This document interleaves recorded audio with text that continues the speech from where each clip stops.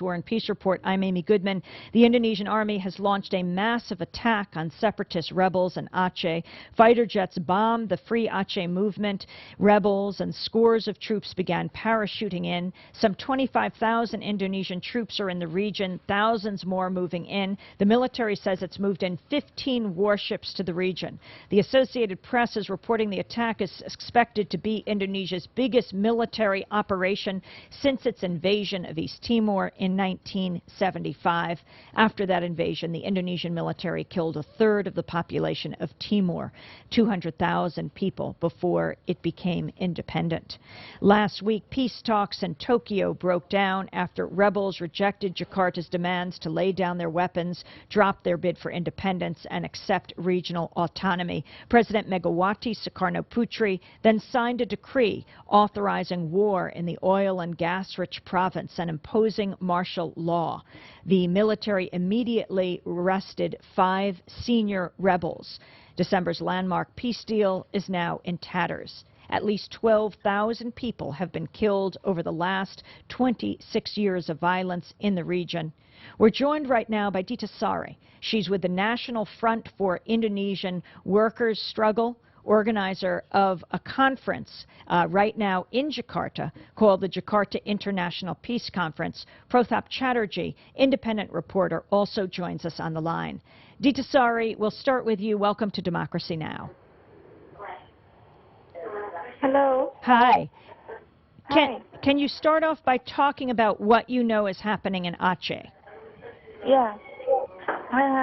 Since 2 weeks ago, the government has deployed more than 25,000 additional troops to Aceh and 14 warships surrounding Aceh since 2 weeks ago.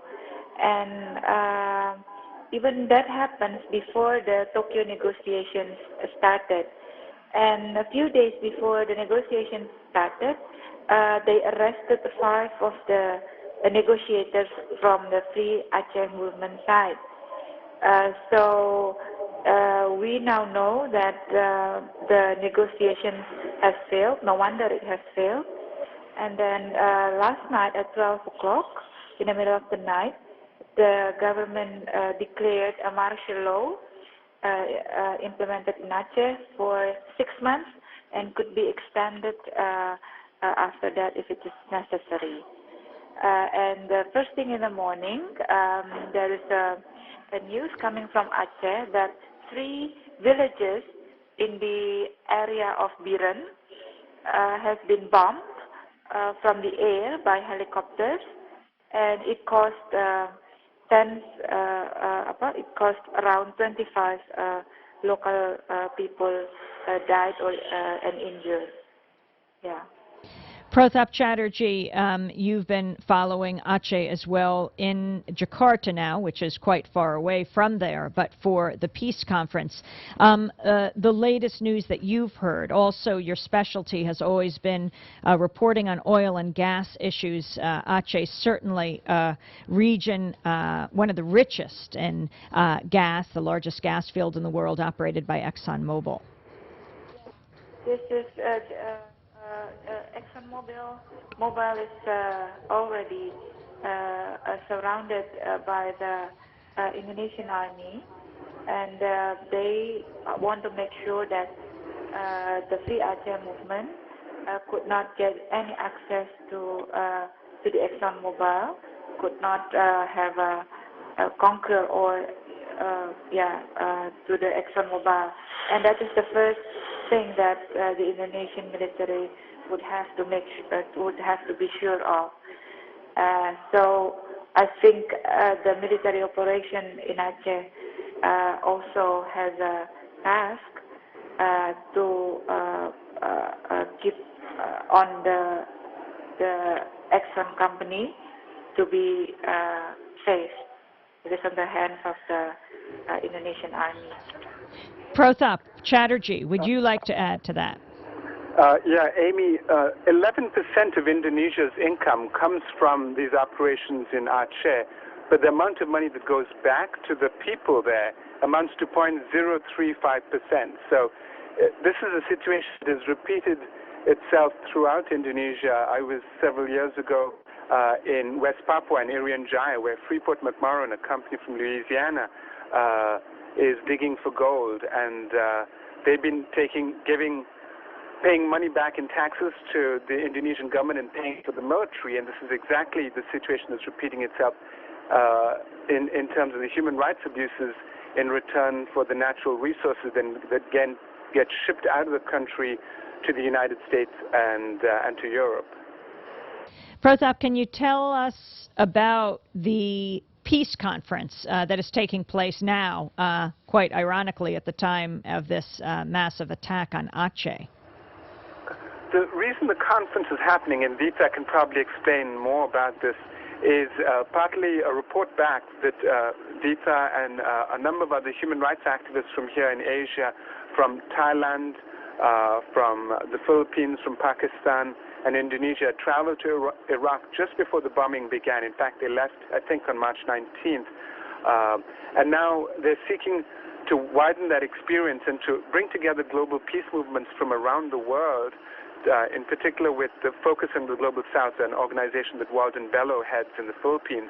And it's really kind of an amazing conference, and I'm deeply grateful that Deepa Sari and the folks here in Indonesia, a mostly Muslim nation, have pulled off in bringing together people from the Middle East together with organizers from Europe and North America. There are people here from Lebanon, there are people here from Iraq, from Afghanistan, people from Pakistan, people from the Philippines, Indonesia, all around the region, as well as people from South Africa and Brazil, and of course from Europe and North America. We're talking to Pratap Chatterjee, who's just traveled to Jakarta for an independent peace conference taking place there. This in the world's largest Muslim country. Also speaking on the line with Deepa Sari of the National Front for Indonesian Workers' Struggle. She is well known over the years for fighting against and making the world aware of sweatshops. We are trying to get her back on the line, Pratap, but maybe you can give us a little of that history as well, and Indonesia's role as a place for companies like Nike. Hello? Yes, Pratap.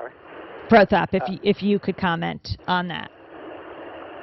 I missed that, Amy. Sorry. Yeah, you have to repeat the question. I was just saying we're trying to get Deepa back on the line, but if you could comment on her role as an anti-sweatshop activist, what she is most known for. The relevance of this conference, I mean, is tremendous in a sense. As somebody who's worked in the environmental and anti-globalization movement for, many, many years, it's very rare that an opportunity has come for people to get together, especially with movements in the Middle East. And I think there's a lot of work to be done, and this is really kind of a first step in the sense that the representatives from Iraq who were speaking just about 2 hours ago were saying that they were somewhat mistrustful and not sure of the anti-globalization forces, but they were willing to learn and to work with them. But they felt that, they had failed to stop the war. And so they really wanted to figure out what to do next, because people, in Syria or North Korea, there are groups here also from South Korea, not unfortunately from North Korea, and really in creating these bridges between communities and activists, it's really kind of an incredible meeting, because you have the ex-head of the Indian Navy is here. He's now a dedicated peace activist. And you have parliamentarians from the Philippines. You have a human rights commissioner from Thailand. And really they're trying to figure out what needs to happen next. And it's really something that there's a few of us here from the north, from North America. There's 5 people from North America among 100 people. Half of the people are from Indonesia. It's really an effort that's been led by communities in Indonesia and the Philippines to try and figure out what needs to happen next for global peace movements. And what's great is it's actually happening from the south as opposed to from us in the north. Well, I want to thank you very much for being with us, Protap Chatterjee, independent journalist right now in Jakarta at the Conference for Peace in the capital of Indonesia. Again, this as the Indonesian military has launched a massive assault on Aceh. Before that, Dita Sari with the National Front for Indonesian Workers' Struggle has just returned from Iraq. One of the organizers of this conference, well known for her anti-sweatshop work, she won a Reebok Human Rights Award for which young activists around the world are awarded tens of thousands of dollars. She refused to accept the award given Reebok's track record in Indonesia. And we're going to turn after our break to a local story in this country. And it's a story, though, that could have international repercussions, and that is the rules around media concentration. We're going to talk about the FCC and Michael Powell. Stay with us.